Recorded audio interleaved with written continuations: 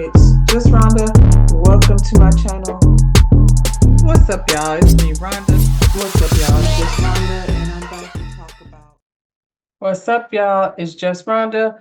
Welcome over here to my channel, where we gonna sit down and have a little conversation about the Real Housewives of Potomac. We're at season 9, episode 2. Like the video, subscribe to my channel, and yeah, we can come over here and talk about these things. You can get down in the comments and we can have a whole conversation. Anyway, where do we start? Over here at the little Karen's birthday party celebration. Mia is in the bathroom, like hard crying, like boohoo crying, because Giselle told her that she didn't protect her children. Mia's never been one, of my favorites. I've not liked her since day one because she's a liar and she's fake. And so the things that are going on in her life, we have no real idea of what any of that is. But, this is what we have with Mia. She's hard snot crying in the bathroom because Giselle says she didn't protect her children. And I feel like as much as Giselle should shut up and mind her own business, I feel like, Mia, you didn't protect your children. Yes, Gordon is the one that opened his big mouth, but you were over there antagonizing the man. This whole storyline is about you not protecting your children. You over here with a storyline about the paternity of your son and this little man DJ person that you brought over here to parade in front of Gordon's face. Gordon is an old man that bought himself a young wife. And now that, he's too old to function in the ways that this woman would like to have functioning, she's all in her hot and bothered era. I know she don't know how old she is for real, but I'm going to go ahead and say 40-something. And she could sit around and say 25 years and 35 years, and she's been married and don't remember 36, 37, 42. I'm going to give her 42 because she lies so damn much. It's giving 42, Mia. Anyway, she got, her young little thing that she's parading in front of this man, and now the shit has gotten nasty. That's it. That's all. And so, yeah, it's on you to protect your children. Gordon isn't. She crying, girl. Nobody give a shit what Giselle says. Giselle is back at the table inviting Wendy out to lunch. So as many times as Wendy has been like, girl, I'm trying to, move past all whatever bullshit, because at the end of the day, Giselle did something to Wendy. I can't stand people that be mad at you for being mad at them. You came at this lady, she ragtagged your ass, and now you in your feelings, your light-skinned feelings. You gonna get still your ass reamed just like the Grand Dame over here driving around under the influence at her big old age. If you wasn't smashing the driver, Karen, then you would not have to be in this position. The man blue eyes that we've been talking about for how many seasons now? 9 seasons. The hell? She just like Mia. She got an old ass man. Karen, if anybody can understand what Mia is going through, is Karen. Right over there eating applesauce and stuff. And the Grand Dame is over here, having a hot girl summer, out getting trashed somewhere where she wrapped her car around a tree. Karen, so disappointed. Anyway, Giselle wants to meet up with Wendy. And Wendy's like, okay, I guess, child. If we're going to finally do it, then I guess, yes, I'll do it. Because the people gave all of y'all a good talking to. Said the people don't like the show, and we've got to bring some melanin in here. So it's no longer going to be the light-skinned women of Potomac. We're going to just have it be Potomac, where all the colors blend around, like regular people's life. Anyway, the party ended with Giselle handing out ugly hats to the guests. Don't do that, Giselle. Nobody wants your hats. I'm sorry, person that designed the hats. I told you it looked like the same hat. Wendy got the bucket hat, but she got the only cool hat out of the bunch. I don't know what was on that hat, but if I had to pick one, that would probably be the one I would take. So Giselle and Wendy meet up at this little cafe thing. Wendy, now last season or the season before, we were talking about this Muppet lady that came with the big eyebrows, and we were saying that she reside on Sesame Street. And I'm really conflicted about that shirt you had on, like black. It was looking real good, like all, your new titties and everything. But then the feathers was, I just don't like feathers much. And I was like, she looks very good in it, but I don't think I like it. I'm not sure. Maybe if the feathers were black, I would have felt a different kind of way. I'm still conflicted, but I mean, I guess I don't remember what Giselle had on. So if you came to be rememberable, Wendy, that you did the thing, I was kind of like, I don't know whether I like it or not. So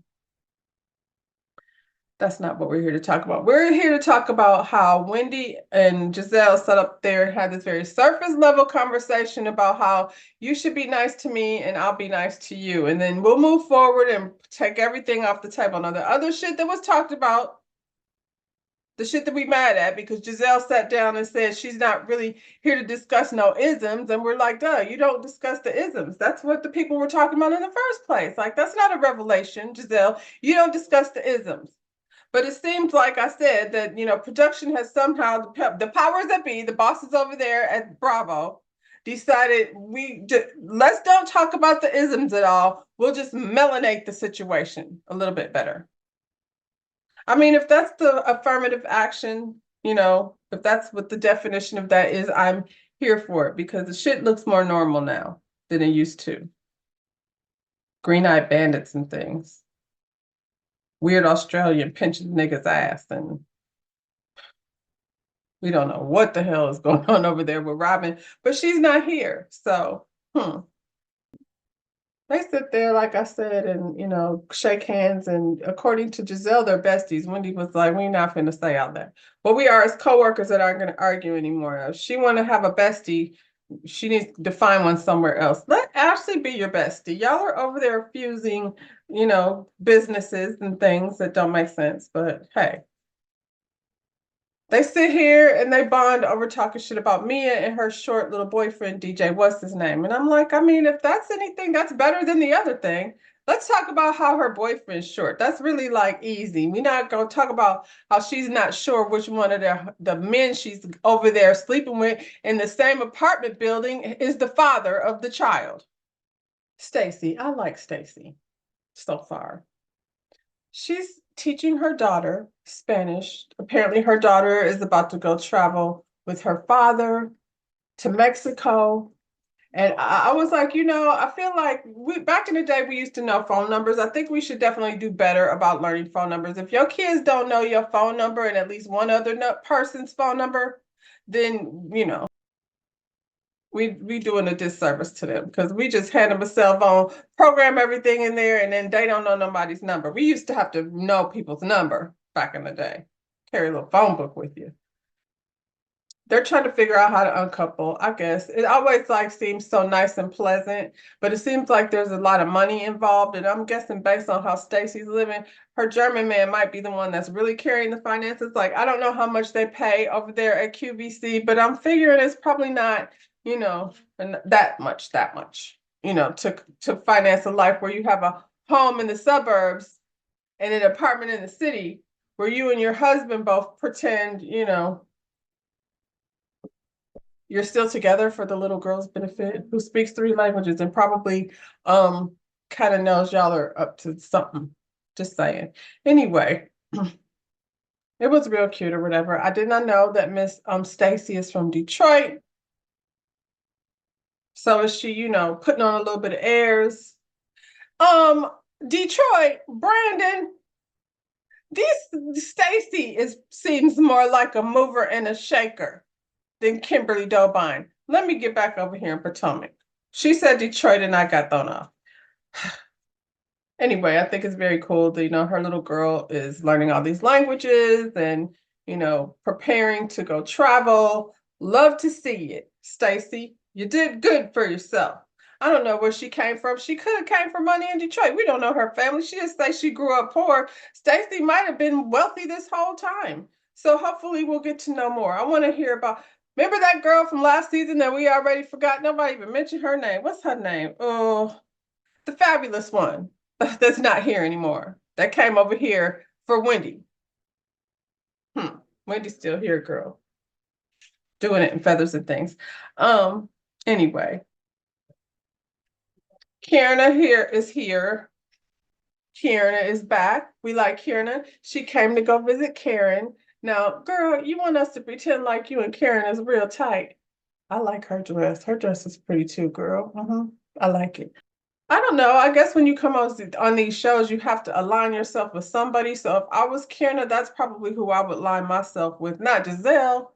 Definitely not Ashley. So, my phone's buzzing. It's irritating. Anyway, she over here chatting it up with Karen a little bit. She is moving in with her boyfriend. Her man, her man, her man. That's what she says. She got to say it 3 times. I guess, girl, they're building a house, but in the meantime, they're moving in together. And Karen's like, what about the ring? And I'm like, the ring didn't mean a thing. She don't need it. She's getting ready to go ahead and live the lifestyle that she wants to live. I guess they'll get the ring eventually and all of that and all of that. But right now, do what you're doing. Keep moving the way you're moving, girl. She said they're building a house. See, these are lots of contracts and things. She already got a contract. That's the kind of contract I would want, child. I ain't even lying. Like if we talking about building a house and then if it don't work out, we can just sell the house and undo that thing. Then that's married. Ta-da! Let me stop. Make the married people mad.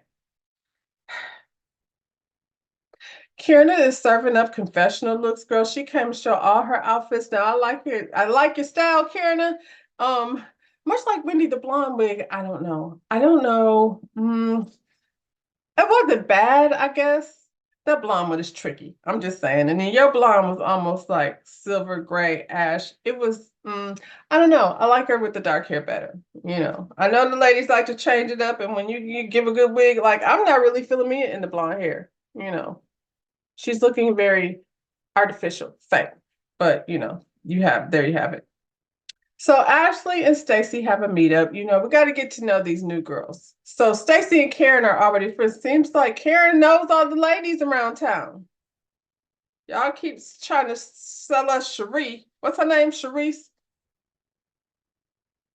The other lady that keeps trying to come as a friend of and stuff. She might be all of the things that y'all say she is. She's just not very fun to watch on TV. It's kind of corny. She dresses bad. So Ashley and Stacy are going on a walk. And they have their cute little athleisure wear that I guess I don't know if Ashley's still selling or what the GNA is all about, fusing things. They're out doing their little walk around the neighborhood. I like a good walk. And if you live in a beautiful area like Miss Stacy does, like I don't see why you wouldn't want to take a walk around there. So they're walking around and they're having this discussion about racially mixed children. She asks Ashley, what's your ethnicity? And Ashley's, I'm black, and my mother's black, my father's white, just like my daughter. Yeah, I suppose. So Stacy, this bothered me, Stacy. I'm gonna just tell you this bothered me a lot. And then when I found out you were from Detroit, it bothered me even more than it was already bothering me. So both of you have biracial children. Ashley's kids don't appear in this world as black. So I'm guessing, the world is gonna treat them how the world is gonna treat them. Probably like white men, especially when they show up with this guy, what's his name? Ashley's husband, ex-husband. Michael. When they show up in the world with Michael, you know what I'm saying? So whether or not they connected with their blackness, I feel like Ashley, you barely connected with your blackness. And there's so many ways that you guys, both of you, because how is this a thing? That y'all are having such a hard time. Like if you're a black mother, you're already like your children should already, I feel like, be connected. Stacy, Ashley, what are the things that y'all are exposing your children to? You in DC, you are in DC. Don't they call DC Chocolate City? Now I've been to DC before, and I was feeling like at the time I lived in Atlanta, I was feeling like if I would choose somewhere to move to, I like DC, except it snows here. So that was my, conflict. on, whether or not I would want to live there. But it's Chocolate City. So how do your kids not like connect with their blackness? They're so it's a I would say that's intentional. For Ashley, I'm not surprised. Ashley be faking the funk over here, and if her connection to her blackness is Giselle, well, you know, I don't know what she's getting out of it over there. Didn't Giselle's daughter go to FAMU? I mean, yeah, Ashley, you do have black, exposure to blackness. So I don't understand what you're talking about. Like, who do you hang out with? Is your social circle outside of your home only people that are not of color? I don't get it. Um, Stacy, if your daughter is going to Germany and going to Mexico, she should also be going to Detroit and see where how her mother grew up. Like I hate this. I hate that y'all are sitting here saying that. Um, it just doesn't make sense to me. Stacey, you were giving so much energy to teaching your daughter, to speak Spanish, to go to Mexico, to be, and you have a Spanish nanny. So if you gave your daughter that same energy to expose her to her own culture, not just German, but also African, y'all need to quit playing. You definitely like if your kids are not exposed to their black culture, then that's on y'all. 100% on you. I don't know like how that's a thing. That shouldn't be how does she, that shouldn't be a thing. What you mean how? Now she also talks about this boyfriend that she has that she met over at QVC and that they're saving themselves for marriage. And I guess, child. Stacey, you're, a woman of a particular age. You've been married, I don't know how many years, and now, you're off onto the next thing.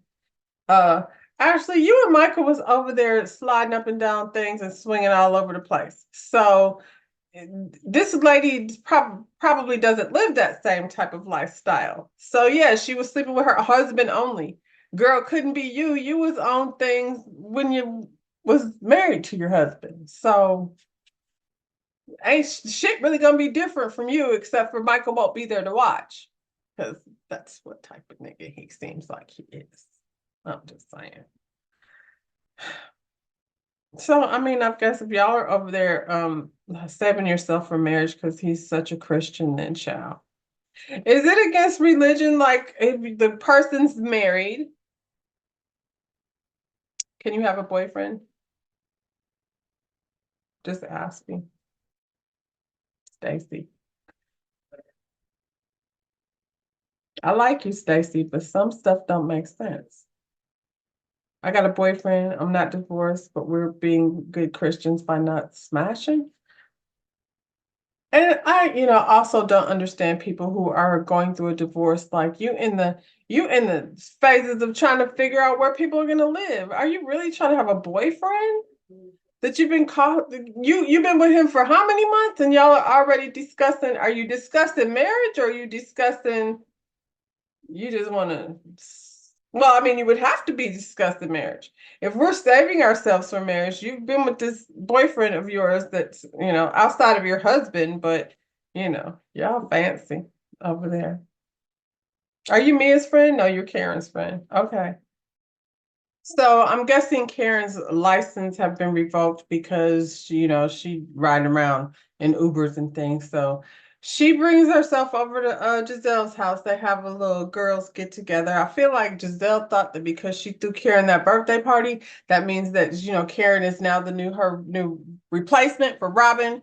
But I feel like Karen has something else in mind. Karen is like wants Giselle to recognize that she's the grand dame, not the new Robin. Don't get it twisted. So Giselle is having this fundraiser. GNA Fusion has partnered up with who is it? The Brain Tumor Society. So Giselle's father passed away, we know, and of a brain tumor. She's partnered up with this foundation to raise money, in honor of her father. Karen is like, I'm coming now, girl, but that same day as your event, um, I'm receiving a Femme Power Award. I don't know what that is. Fem Power Award. Giselle says she had got that invitation a long time ago, and Karen wasn't one of the recipients supposed to get it. So, this is the thing about that. She said Karen like paid her way to get on it. I don't know, probably did. She's working on, cleaning up her image, but her method is messy and stupid, and we're not doing that, Grand Dame. You're gonna have to fess up to something. And we don't, as far as whatever, her sentence is, she didn't hurt anyone. She hit a tree. So, her going to jail or anything like that, I don't feel like that should be her punishment. Her punishment should definitely be punishment, though. Karen, you might have to put on a little jumpsuit and go pick trash off the sidewalk or something. Because you're not somebody who would be a good spokesperson for don't do what I did, because you're not copping to anything. What you did was maybe almost hit a deer trying to swerve out of the way, and you wrap your car around a tree. And you're not copping to none of the drunk shit. People said you be drunk calling and drunk texting and apparently drunk driving as well. This ain't your first time.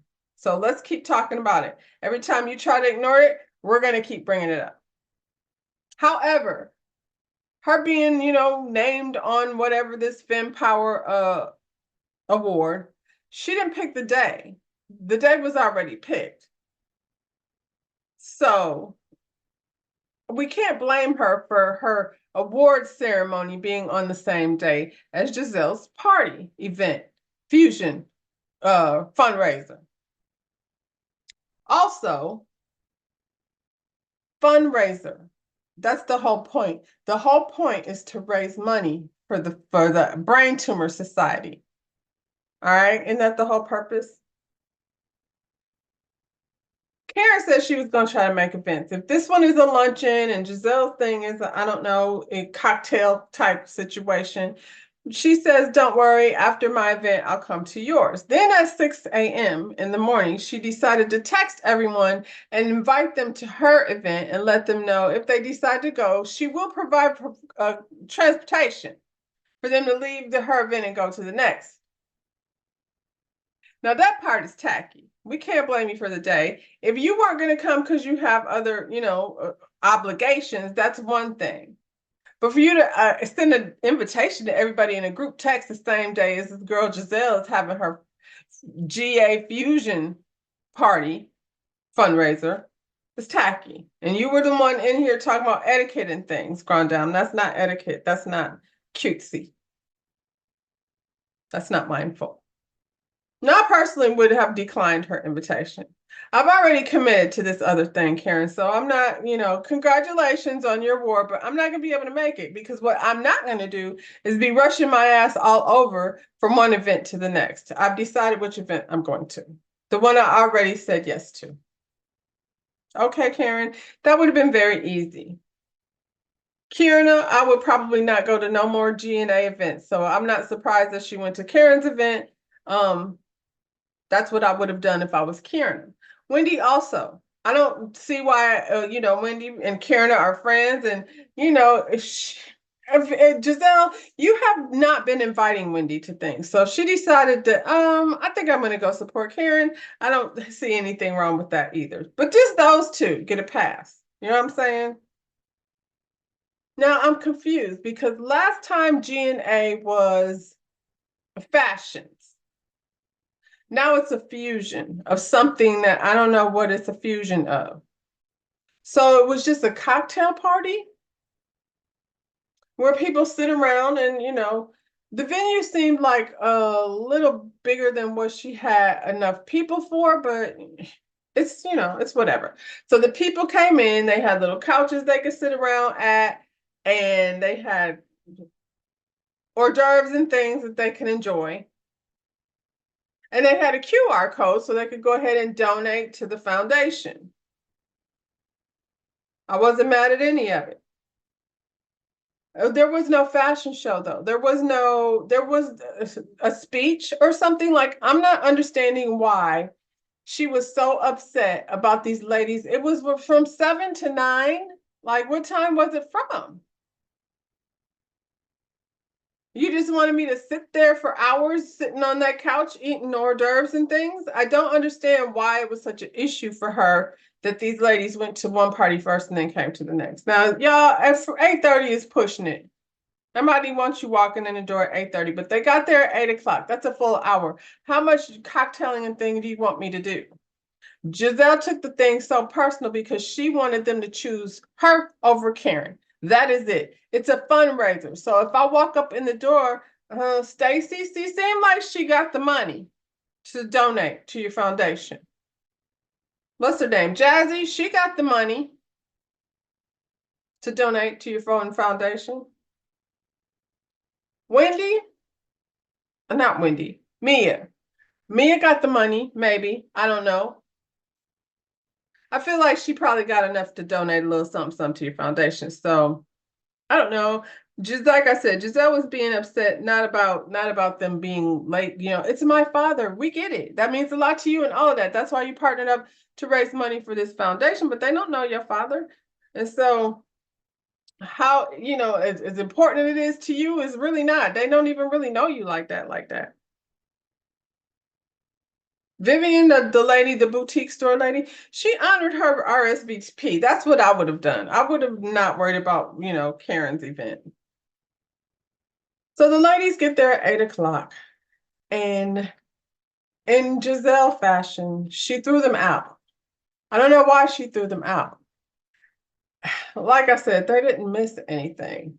Anybody, you know, we sit around, we got cute. It's cute over here. Me and probably going out after. It was raining, you know what I'm saying? So she went way too far and asked them to leave. Had security throw them out. Now they outside like, this is embarrassing. I don't know what's wrong with her. I have never been the nerve of her to throw us out, especially after Ashley told them it'd be cool to get there at 8 o'clock. Apparently it was 8:04. That's a problem. And then after she throws them out, they show a little clip. That's how I know. I seen the little clip of Ashley chasing them outside with the code, talking about if y'all still want to donate. No, what you should have done was let them come in and donate. So Giselle, was your real mission to get donations for the foundation? Because there were 3 big pockets that you just threw out for no reason. They had an hour to standing around at your cocktail party because it ain't no fashion show. There was no event happening that I know about. Did I miss that? Did I miss the event part? That was the event part. You standing up there with the foundation lady saying your speech. Nobody care about that. Just we have a fundraiser over here. We is trying to raise funds, or so we thought. But we're competing with Karen and her award ceremony. Ciao. Wendy and Kieran stayed over there, which I don't blame them either. I'm not trekking across town in rain. I'm here at the party I decided to go to. So there's that, y'all. I guess we'll see what happens next week, how Giselle has to confront these ladies. Knowing Giselle, she'll stand 10 toes down. But we'll go see like the fallout of, you know, what happens after they get dismissed from the party. Y'all like the video, subscribe to my channel. We'll see you next week. Bye, y'all.